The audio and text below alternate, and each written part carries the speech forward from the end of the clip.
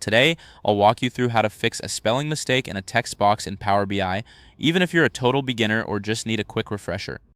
By the end of this guide, you'll know exactly how to remove those pesky red underlines from misspelled words so you can present your data with confidence.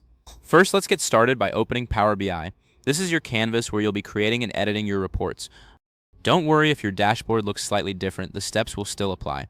Once Power BI is open, navigate to the top menu and click on the Insert tab. This is where you'll find various options to add elements to your report.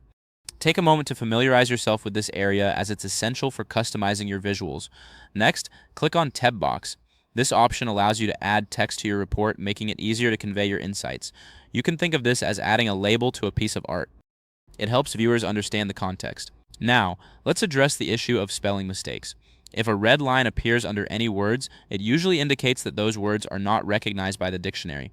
If you want to remove that red line, there's a simple trick you can use. It's totally normal if this takes a moment. Just be patient as we navigate through this. What you can do is switch to another page in your report and then return to the page with the text box. This is akin to refreshing your browser. Sometimes, a quick change of scenery can solve the problem. After you've switched back, you should see that the red line has disappeared.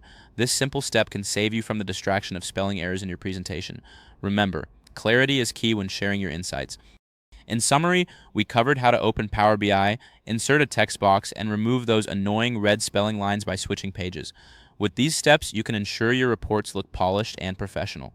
If this helped you out, please give the video a thumbs up. If you run into any issues, leave a comment below. Subscribe for more actionable guides. Thanks for watching.